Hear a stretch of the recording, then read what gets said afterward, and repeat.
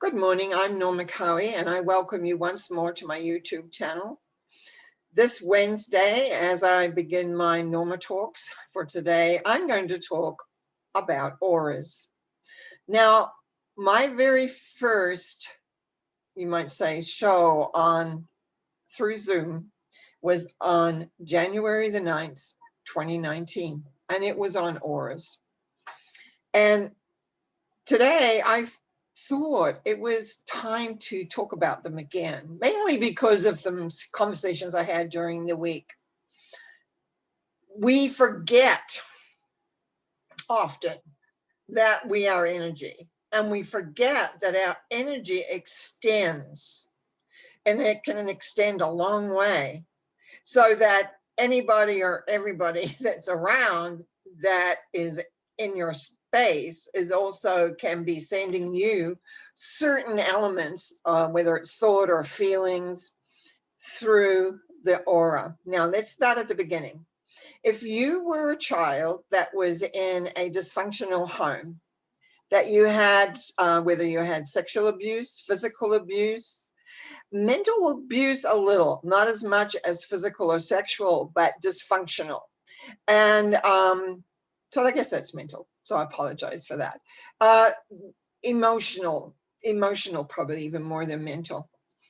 What I began to discover for people was this, that as a child, you want to make sure everything is okay. And especially if you have a strong healing element within you, to have everything be calm and be right and workable. What ends up happening, your aura extends more and more and more, because somehow inside you think, well, if I can figure out the energy, then I can make it all right. Well, of course, that doesn't work always that way at all. It may give you some awareness, or things aren't so right, but you don't always know what to do, especially when you're young. So you grow on up, and you grow on up with an aura that is used to being very large. And nobody has talked to you about the importance of having your aura close and tight, having your aura in relation to who you are and where you are and how that works. What I have discovered, some of the fun, actually I'm laughing already because some of the scenarios, when I've been teaching my intensive over the years, one of the things we would always do is check where our auras were. And literally, some of them I had to take out into, you might say, the street. So I could be a long way back before. There's a couple of ways I would have of people getting used to them. One of them was have them turn their back and then have a person walk very slowly towards them until they felt them. That's one way. Another way is you take wire. You can buy wires, but I used to use wire clothes hangers. And you with the points holding the long side and walk towards them. And when you hit the energy, they'll actually close. It's a good party. It's a good thing to do at a party sometimes too. But anyway, sometimes I would have students that had huge auras. Now, what we forget is that an aura is 360 all around. We tend to think it's where we see it, but it isn't. It's behind us. And very often I know that a lot of people who have fairly large auras, that what happens is they can go out, they don't go out actually because they don't feel good. And so as we teach them how to bring their auras in, they get more comfortable in going out into crowds. And why that is because you can be out, let's say in a mall, and somebody walks behind you, and if they'll be walking through your auric field. So if that person's angry, if that person is sad, if that person is worried, that energy comes into your system. And unless you're really practiced, I'll say, at figuring out or knowing, oh, there's some energy here that's not mine, you will incorporate that. So you could leave the house feeling really, really good and come home feeling absolutely horrible. And if you do not know how to clean your aura, or understand, first of all, that you've picked something up energetically from somewhere else that you may not even have seen, then that makes a difference. So how do you clean an aura? Well, I teach a very simple technique of cleaning auras. First of all, before I do that, the importance is to bring your aura in. Now, the way I kind of ended up, I had a couple of ways of teaching that, but one of the ways I really like is to visualize a vacuum cleaner below your feet, of all things, and think of it and sucking, so having the vacuum cleaner sort of suck it in, so that you begin to get used to having a compacted aura or an aura. And the other thing I want to mention also is when you're very strong in your inner core of who you are, your inner strength moves out. So other energy doesn't really come in or bother too much at all. So that's something a little bit different, but it's also part of the auric field. But so if you're really strong, but a lot of people, when they've got really big ones, often don't have a really strong sense of self because their aura is way out there and having who knows what coming in. So the key is to learn to bring it in, to suck it in, you might say, but have that visualization of that vacuum cleaner below your feet, pulling in this field. Now, what happens to a lot of the people that I've worked with this is they don't feel comfortable. They feel like they haven't got enough information. They haven't got enough awareness of what's happening. And they really, and I'm sort of shaking because that's how they feel. They feel vulnerable. Like, oh my goodness, my shields are not there. This is not there, whatever it is they perceive it as. The unfortunate thing is, though, they're not in their own personal growth. They're not in their own personal self. They're very definitely a product of whatever's going on around them. So it is very important to have that aura really, really close. So what I began to practice when I began to realize about auras many, many years ago is if you have a shower, this works best in a shower, not a bath, because the bath is stationary. But if you're in a shower and the water's coming down, you make your hand like a little claw, like a little, rake. I used to call it a rake. I say, okay, make a rake. And you can start above your head and just literally rake and let it go, whatever energy or whatever, go down in the water and wash away. And then you can replenish then with your inner beingness. You can use a color and feel it fill you all up. But again, we don't want it too large. We want to be contained. We want to have strength. We want to have power in relation to how we're approaching and moving through things. I personally don't think too much nowadays about where my aura is. But if I'm going into a crowd, and we don't do that right now because we're all in lockdown and we're supposed to be 6 feet away and all that, but you still should know this information from before and when we are congregating once more. And I would consciously just kind of bring things in because I live alone, so I don't have to think about too much where my auric field is. But when you're with people or around people and you're not feeling super strong on the inside, it's very important to know that that auric field is close. I have one more thing I want to talk about. And that was because I had a question from a friend the other day. They were picking up somebody else's thought fields. Now, at least the good news was she knew it wasn't her thinking. She knew it was not her thought. And what I said is something that I really don't always recommend a lot because I'm not a big believer in putting great big shields around yourself so that you're using your aura as a blocking field for everything, because we want you to feel contained and strong.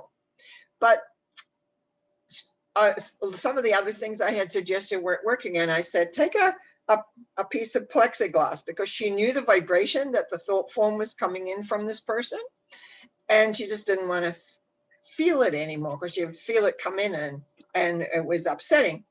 I said, and just find out where that vibration is and put it there and just leave it there so that it bounces back. Sometimes we have to do that, but not to leave it there forever. It's just that the other person needs to realize that they're sending them these thoughts without using the telephone or any other way of reaching them, that you needed to make sure that her aura clean, because she was getting tired of this bombardment of energy coming, and was really thought energy, not so much energy coming from this person. She knows what it's all about and everything. And so we can use, and often we have used our aura as a defense shield. And I know a lot of teachers have taught, putting up shields and protection and things like that. And I'm not a big teacher on that at all. I believe that we need to be powerful on the inside and reflect outside so things don't get to us. And if they do, that we know how to clear them and how to work with them. That's why I'm really big on energy releasing. That's why I'm really big on creating that very central element within yourself so that you're very, very strong in relation to who you are and what you are and where you're going. When we have no more lockdowns, or if you're living in a place where there isn't lockdowns, you can ask some friends and start to check, where does your aura actually extend? And so that you begin to become aware of your edges, become aware of when other people's energy is going to come on in yours. It's like a blending. Sometimes when we're cooking and we're blending things together, the same thing. It's like, are you blending? Are you taking it on? If you notice you have a radical change in your thinking all of a sudden, or thinking thoughts that are not yours, sometimes they do come through the aura. Sometimes you're just picking up other people's thought patterns like my friend was. Now, the key here is that you want to be as strong as you possibly can be, and you want to be as compact as you can be. I always say your aura needs to be about 18 inches to 3 feet, no more. Unless, like when I was lecturing to large groups of people, that didn't matter. It just sort of flows, if it flows out, because you want to, I always say I spoke to the crowd that was there. But it's still being able to maintain your center and not be just your energy all over the place, because then you're not going to be as effective as you would like to be. You're not going to get the results that you want because other people's energy is going to be affecting you. And you could be sitting in, let's say, an office setup. You could have your office and a person could be in the office next to you, or even 2 offices away. If your aura is really large, you could also be having emotional responses of what's going on with them, even though you cannot see them. Auras are pretty magically unseeable unless you know how to see them. I don't walk around seeing people's auras, many people do. But I do know the effect it can have. I do know how it can be tremendously disabling. And I have some people I've known and that have studied with me who have had very large auras, and sometimes I'll run into them in places and ask how their lives are going, and they laugh. They sort of start laughing. I know I'm supposed to bring that, keep that aura in, and but they are aware and they know what they need to do when they begin to get off center. And unfortunately, because we do live in communities and houses, families live together, friends live together. You've got to, some people have very powerful auras, and they can I use the word dominate? They can take over if your aura isn't weak, if your aura is weak. Now, it's going to be weak if your own central core is not strong. It's going to be weak if it's too big. So there's a lot of things to take a look at as to how you operate in relation to your life and in your community, in places that you go. I mean, I know that, for instance, I know some people that don't like going to some of the large stores like Costco or Walmart or other large stores that are still open these days. And that is basically because their auras are way, way too big. And there's just so many people, more than I found the other day when I was in Walmart, and I was surprised at how little people there were there. Little people, not little people, but there wasn't as many people as I usually expect. So it was, sometimes people are not going out as much, I don't think. But we're in strange times, but you still have an aura. You still interact with people to some degree. And I just want to make sure, because I've been talking to people and having some clients that were having trouble, and that's an auric situation.